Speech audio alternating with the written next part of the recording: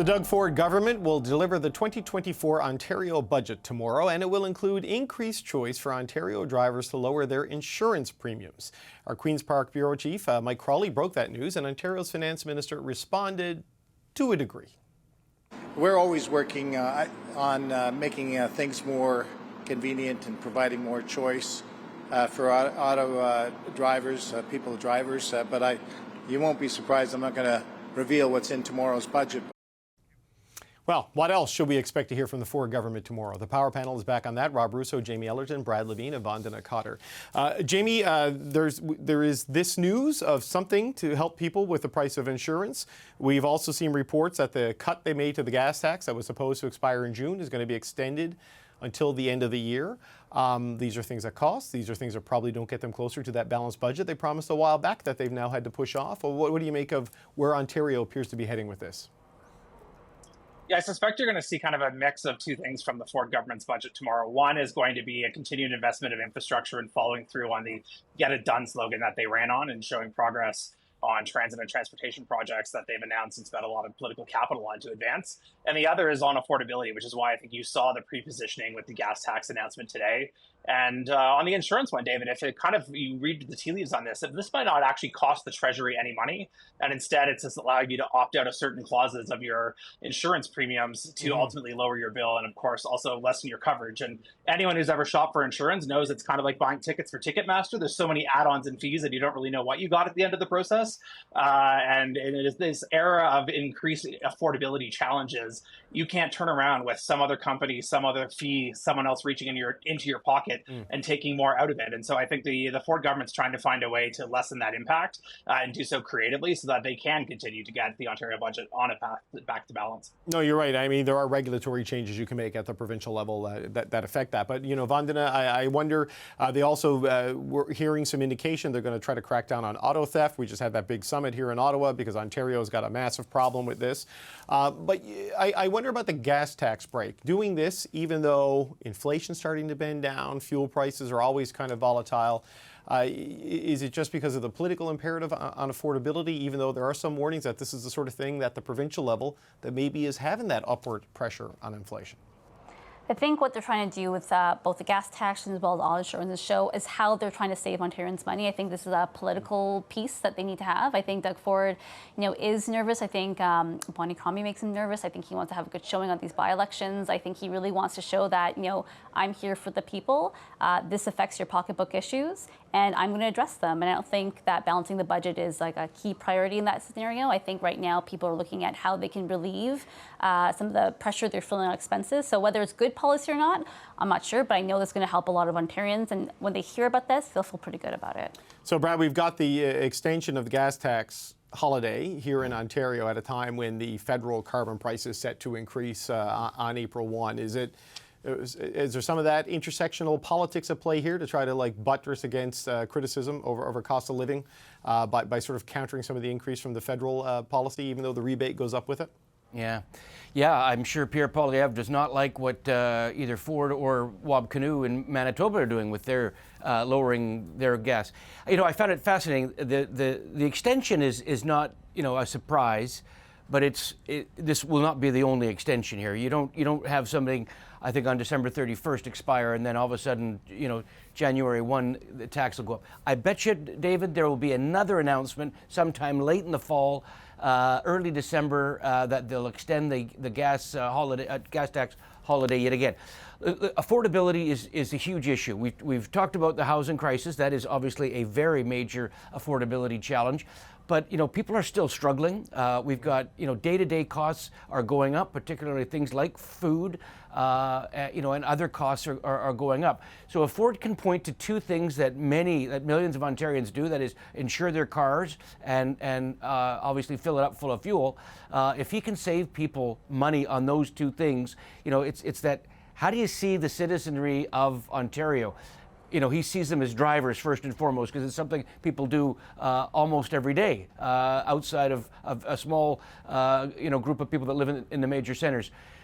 So they do that. So that's very smart marketing, and it's, whether or not, the gas is, $1.50 a liter or whatever it is, at least he's out there and he's making an attempt to show Ontarians that he's on their side. We've also got things like mortgages coming up for a renewal. We've got, obviously, hopefully, relief from interest rates later in the summer here. So, the timing could all be quite good for a good summer for consumers, at least from Doug Ford's perspective in terms of helping people with their wallets. Rob, such cynicism from Brad there that this pause on the gas tax might be reannounced again and extended down the road. Because it's interesting because Alberta just undid theirs, right? And they're going to see the tax come back on. And I guess, it speaks to the challenges of the demand to pause carbon pricing because you then get stuck in a situation where it's politically too difficult to unpause it. What do you think is going to happen with Ontario? I think the ghost of John Crosbie has haunted Conservative government since 1979 when he was going to raise the gasoline by 18 cents a gallon, which is about 4 or 5 cents a liter. And that brought down the Conservative government of Joe Clark. Look, I was driving over the weekend and I knew prices were going to go up today. So I went across the river in Quebec where in an extraordinary event, they were actually cheaper there by about 10 or 11 cents yesterday than they were in Ottawa, so I filled up there. That tells you, though, that in one day, the price of gasoline can fluctuate 10 or 11 cents. Do people actually notice when it goes up and down that much? No. But would they notice if a Conservative government raised it? Yes, they would. The area between Niagara Falls and Peterborough is where you have the highest insurance rates in the country in many instances because of the commute. People commute, huge commute. Our insurance has gone from about $1,555 a year to $1,744, about $200 up. That's real in 2 money. years. Yeah, and maybe if he built some fourplexes, people wouldn't drive as much and they wouldn't pay as much in insurance.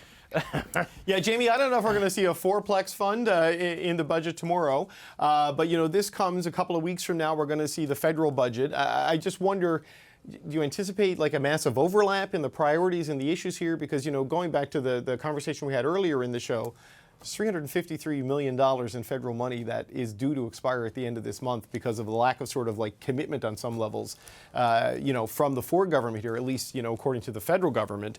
How do you think this may set the stage for what we're going to see in Ottawa next month? When it comes to the Ford government's relationship with the Trudeau government, they kind of go back and forth of like jostling for their own political purposes and drawing specific frames. Like the carbon tax frames is a great example. Not only did they get to run against the carbon tax, which is kind of riding on the coattails of what Pierre Poilievre has been able to do in terms of popularizing the issue, but the Ford government and the PC party has spent the first 3.5 months of Bonnie Crombie's tenure as Liberal leader trying to say she's a carbon tax Liberal. And so it gives them more and more opportunity to talk about those frames. So I think ultimately, if the feds are dangling real money, Doug Ford has shown time and time again, he has real trouble resisting any of that money and takes it with all the conditions attached. So I have no doubt that after this posturing about affordability, gas tax, carbon tax, and the pure politics of it all, that if they want the money for housing, they'll find a way to get it and come to some agreement in the dying days of the spring session. Of course, Vandana, you only pay the carbon tax in Ontario because the Ford government scrapped the cap and trade agreement that was there. Yep. Otherwise, it'd be the same system as they have in Quebec. But, right, because that was taking Ontario's money and sending it to California so they could lower their emissions. No, I'm just saying they're free to come up with their own plan. Any provincial government's free to come up with their own plan, but they haven't. But I wonder, does it create any upward pressure if they do things in this government at the Ontario level for the federal government? I'm sure the federal budget's pretty much locked down with about 16, 17 days to go.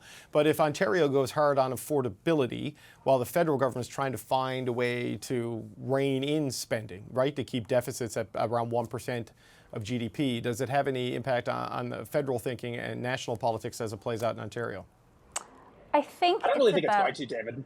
Oh, sorry. What's that? Who are you talking to? Sorry, Jamie, I was asking Vandana, but you got a quick thought? Go right ahead. Go ahead. No, I was just going to say, I really don't think it is. I think they're talking to two very different audiences and two kind of ongoing media markets. And although, yes, the federal provincial relations stuff crosses, really they're talking into their respective camps. Okay, sorry, Vandana, go ahead. That was I set that up very confusingly. That was my fault. You, sure, you go. I agree with Jamie, actually. I don't think that'll weigh on the province, on the feds very much. I think they're really focused on affordability, but they're going to show where you're going to invest. They want to show that you don't want an austere budget. If you cut everything, you look at things like what Pierre Poilievre's doing on cutting foreign aid, and in a time where you kind of need foreign aid. So I think they're going to try and show that, this is what we're going to choose what to invest in, and it's investing in Canadians where they need it the most. But they'll be smart about it and figure out ways of where we do cut spending. Where is there extra things that, like within the government, that you can rein in a bit more without affecting Canadians directly?